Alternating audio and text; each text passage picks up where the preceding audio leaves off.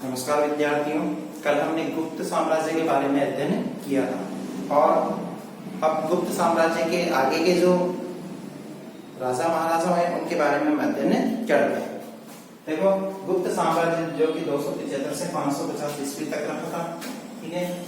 और हमने इसमें चंद्रगुप्त के बारे में, चंद्रगुप्त प्रथम के बारे में हमने अध्ययन कर लिए। अब जो नेक्स्ट जो शासक हुए हैं वो है समुद्रगुप्त। समुद्रगुप्त जो कि चंद्रगुप्त ने समुद्रगुप्त को अपना उत्तराधिकारी नियुक्त किया, यानी ये किसके उत्तराधिकारी थे?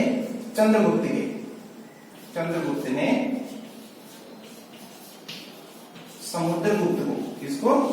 समुद्रगुप्त को उत्तराधिकारी नियुक्त किया। उत्तराधिकारी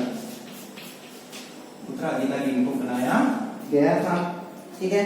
और जो हुए और उसका जो आदर्श है दिग्विजय और एकीकरण था। मतलब समुद्रगुप्त का जो आदर्श क्या रहा है? दिग्विजय और एकीकरण। उनका जो आदर्श है, क्या आदर्श रहा है समुद्रगुप्त का? दिग्विजय। और दूसरा जो रहा है वो है एकीकरण। मतलब संपूर्ण राजाओं का क्या करना है? एकीकरण करना। संपूर्ण राजाओं को एक करके जो विदेशी आक्रांत आ रहे हैं उन विदेशी आक्रांताओं को क्या करना? समाप्त करना। यहाँ से भारत के अंदर शासन नहीं करने देना, यहाँ से भगाना है, ठीक है। साम्राज्य में और ये ऐसी बातों में ही विश्वास रखते थे, इसमें दिग्विजय और एकीकरण की जो बातें हैं इन्हीं बातों के अंदर समुद्रगुप्त विश्वास रखा करते थे। और सैनिक सफलताओं का, यानी इनकी जो सैनिक सफलता है इनका विवरण भी हमें एक ऐसी प्रशस्ति के माध्यम से मिलता है। कौन सी? प्रयाग प्रशस्ति। प्रयाग प्रशस्ति। प्रयाग प्रशस्ति से हमें ये ज्ञात होता है कि सैनिक विजय यानी सैनिक अभियानों के अंदर इन्होंने सफलता अर्जित की। सैनिक अभियानों में क्या रहे? सफल रहे और बहुत ही शानदार उत्कृष्ट इलाहाबाद सैनिक जो इनकी प्रयाग प्रशस्ति नहीं, इलाहाबाद प्रशस्ति। हाँ, वो सैनिक नाम है इलाहाबाद। जो अपने बुक के अंदर दे रखा वो लिखना जिससे कंफ्यूजन नहीं हो। इलाहाबाद प्रशस्ति, ये जानकारी किसके माध्यम से मिल रही? इलाहाबाद प्रशस्ति से सैनिक अभियानों के बारे में जानकारी मिलती है, जिसमें ये क्या रहे? सफल रहे। क्या रहे? सफल रहे, यानी इनको सफलता मिली है इनको समुद्रगुप्त को। और समुद्रगुप्त जो कि इलाहाबाद प्रशस्ति के अनुसार वो कभी भी युद्ध में नहीं आ रहा। इलाहाबाद प्रशस्ति क्या बताती है? कि समुद्रगुप्त क्या नहीं है, कि ये कभी भी युद्ध के अंदर नहीं हारे। युद्ध में इन्होंने हमेशा क्या प्राप्त की? विजय सिंह। युद्ध में नहीं हारे, मतलब ये कभी भी युद्ध के अंदर हारने वालों में से नहीं थे। ये सब कुछ जानकारी हमें किसके माध्यम से मिल रही? इलाहाबाद प्रशस्ति के माध्यम से। समुद्रगुप्त के पास एक शक्तिशाली नौसेना भी थी। यानी समुद्रगुप्त के पास में क्या थी? एक नौसेना।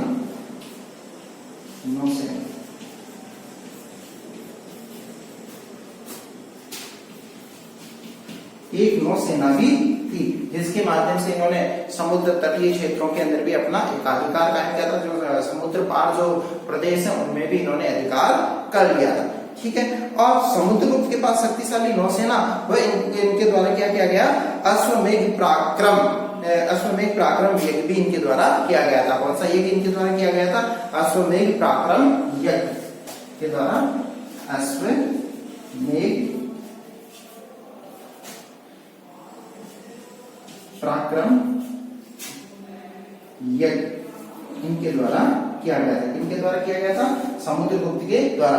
और इस यज्ञ का ये नियम होता है जो श्री राम जी के द्वारा भी किया गया था ये यज्ञ। और इस यज्ञ के अंदर क्या है कि घोड़े को छोड़ा जाता है, अश्व को छोड़ा जाता है, और जहां जहां तक हो जाता है वहां तक उस राजा की सीमाएं हो जाती है। और आगे जो भी जिस भी राजा के द्वारा या किसी के द्वारा व्यक्ति के द्वारा पकड़ लिया जाता है तो उसे, जिसके द्वारा ये घोड़ा छोड़ा गया, उससे युद्ध करना होता है। तो ऐसी जानकारियां हमें समुद्रगुप्त के बारे में प्राप्त होती। कुछ ऐसे सिक्कों पर अश्वमेध पराक्रम भी लिखा हुआ मिला हुआ था। और ऐसी जानकारी भी प्राप्त होती है कि जो समुद्रगुप्त है उनको वीणा बजाते हुए दिखाया गया, सिक्कों पे किस रूप में दिखाया गया, वीणा बजाते। तो वीणा बजाते हुए का उनका चिन्ह आता है, तो इससे ये जानकारी प्राप्त होती है कि समुद्रगुप्त क्या है कि जो इस तरीके का जो दिखाया गया उसमें समुद्रगुप्त के बारे में ये जानकारी प्राप्त होती है कि उनकी जो रुचि है वो किसमें, संगीत के अंदर उनकी रुचि रही है, क्योंकि वीणा बजाते हुए उनको दिखाया गया है, तो संगीत के अंदर रुचि भी उनकी ज्ञात होती है इन सिक्कों के माध्यम से। संगीत में रुचि थी, संगीत में रुचि थी, किनकी रुचि थी है, समुद्रगुप्त की ये रुचि थी, ठीक है। और समुद्रगुप्त जो कि संगीत में निपुण था और उनकी आकृति वीणा बजाते हुए दिखाएगी, और विष्णु का भक्त था। और किसका भक्त था ये, विष्णु के भक्त थे। समुद्रगुप्त किसके भक्त थे, विष्णु के भक्त थे, और धर्मों का भी समान रूप से क्या करते थे, आदर, विष्णु भक्त थे, विष्णु भक्त, और सभी धर्मों का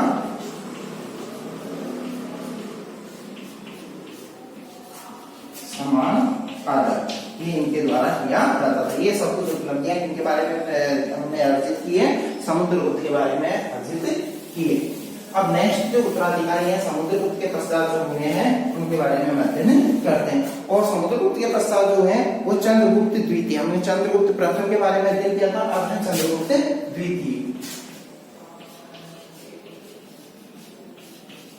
चंद्रगुप्त द्वितीय,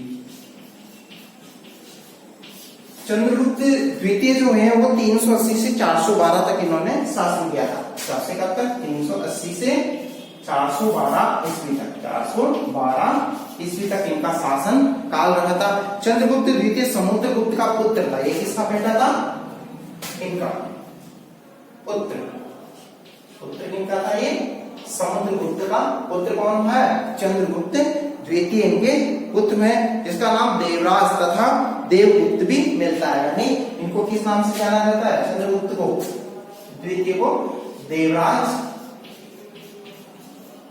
और देवगुप्त के नाम से भी जाने जाते हैं। कौन जाना जाता है, चंद्रगुप्त द्वितीय, देवराज और देवगुप्त के नाम से भी ये विख्यात हैं। और उसने अपने साम्राज्य को विवाह संबंधों से एकीकरण किया, यानी अपने साम्राज्य को किस तरीके से बढ़ाया, उन्होंने अनेक विवाह किए, अनेकों राजाओं की राजकुमारियों से विवाह करके अपने साम्राज्य की सीमाओं को बढ़ाया है। और उसने अपनी पुत्री प्रभावती का विवाह वाकाटक राजा रुद्रसेन के साथ में किया था। यानी पुत्री, इनकी पुत्री कौन थी, पुत्री का नाम प्रभावती, प्रभावती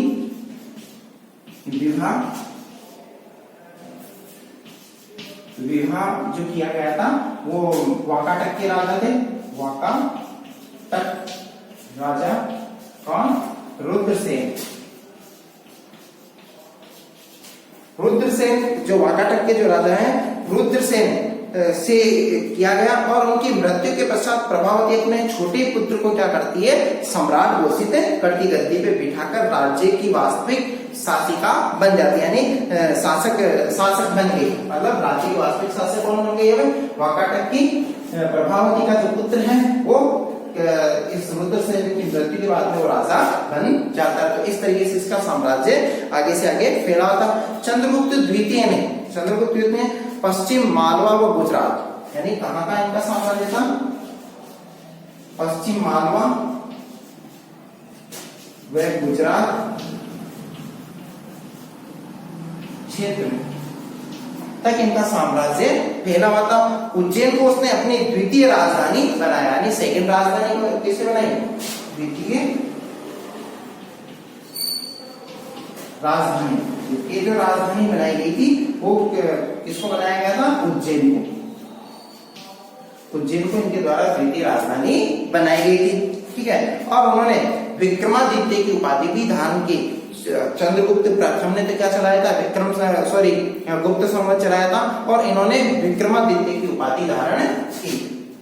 चंद्रगुप्त द्वितीय ने विक्रमादित्य की उपाधि इनके द्वारा कौन सी उपाधि धारण की थी? विक्रमादित्य की उपाधि इनके द्वारा धारण की गई। इस तरीके से ये चंद्रगुप्त द्वितीय के द्वारा जो उत्कृष्ट जो कार्य किए गए, इस तरीके से इसके द्वारा कार्य किए गए। जो नेक्स्ट जो शासक है वो है कुमारगुप्त महेंद्रादित्य। नेक्स्ट शासक कौन है? कुमारगुप्त महेंद्रादित्य।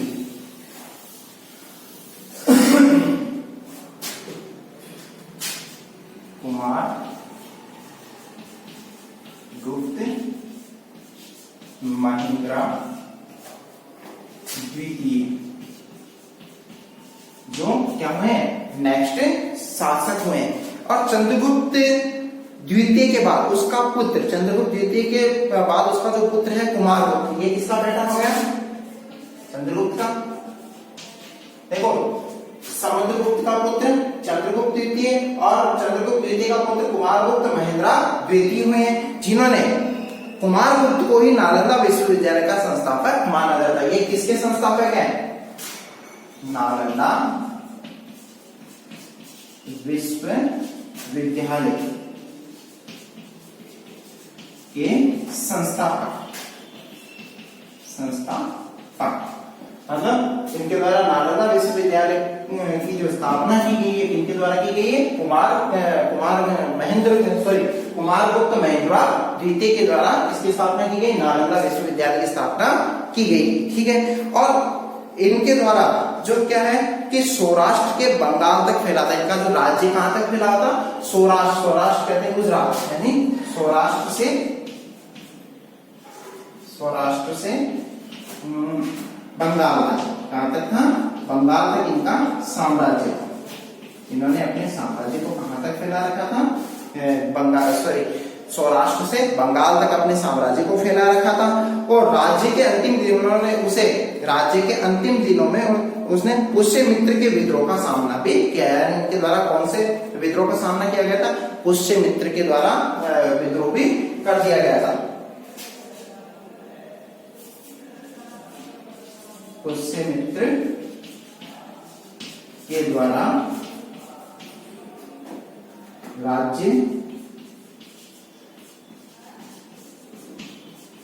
विद्रोह का सामना, यानी पुष्यमित्र ने इनके समय में राज्य विद्रोह किया था, कुमारगुप्त के समय में, तो इसी समस्या भी उस वक्त इनके सामने आने पड़ी। अब नेक्स्ट जो शासन है स्कंदगुप्त, यह भी बहुत ही प्रतापी सम्राट है। किसके अंदर? गुप्त साम्राज्य के अंदर। गुप्त साम्राज्य के जो प्रतापी सम्राट हुए हैं वो कौन हुए हैं? स्कंदगुप्त।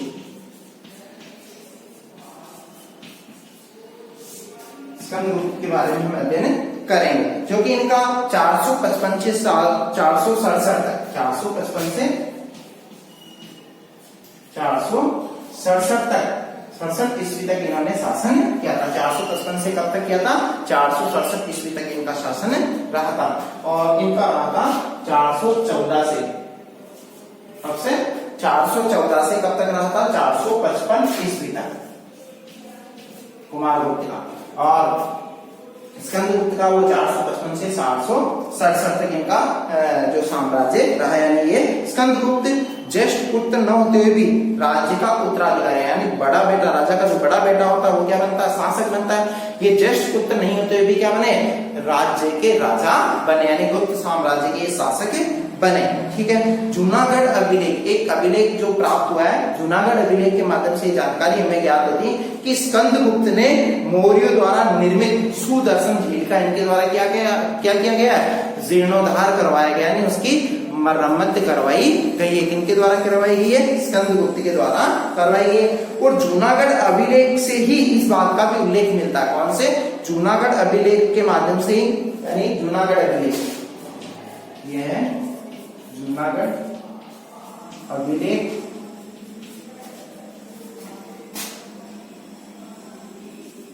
मौर्यों द्वारा निर्मित झील का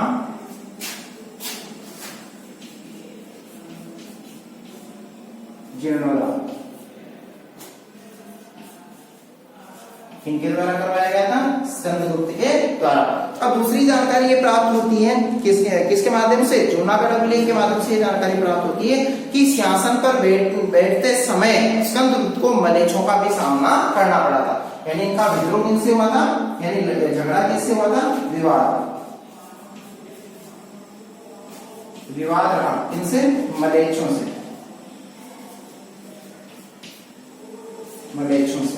किनसे रहा है, विवाद रहा है मलेच्छों से।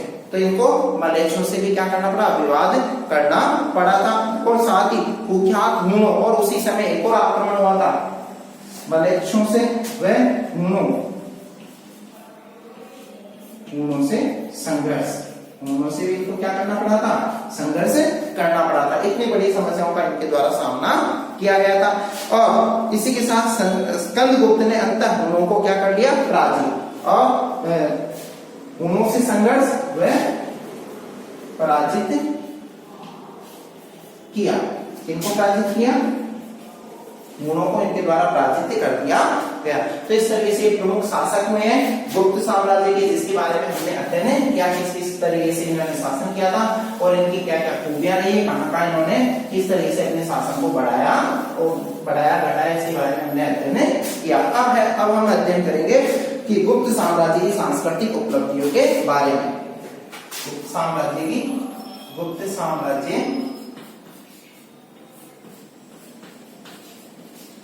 सांस्कृतिक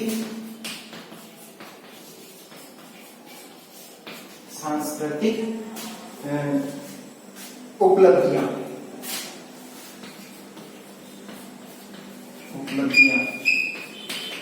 अब देखो इनकी जो उपलब्धियां रही है, क्या क्या उपलब्धियां, भारत के सांस्कृतिक इतिहास में गुप्त वंश का बहुत बड़ा महत्व है।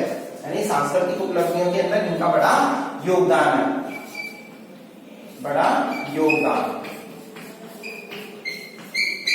किसमें रहा है इनका बड़ा योगदान, सांस्कृतिक उपलब्धियों के अंदर इनका योगदान रहा है। अब गुप्त सम्राट वैदिक धर्म को मानने वाले थे। किस धर्म को स्वीकार करते थे, वैदिक धर्म।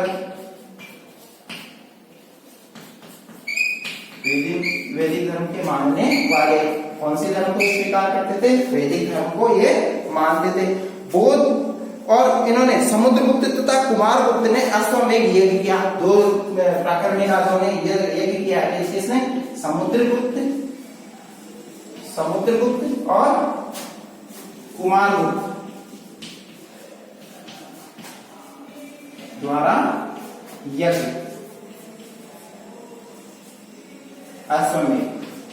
अश्वमेध यज्ञ किनके द्वारा किया गया था, समुद्रगुप्त व कुमारगुप्त के द्वारा अश्वमेध यज्ञ इनके द्वारा किया गया था। और दूसरी चीज, इनके द्वारा चंद्रगुप्त द्वितीय के समय चीनी यात्री कौन आया था, फाइयान भारत के अंदर आया था। चीनी यात्री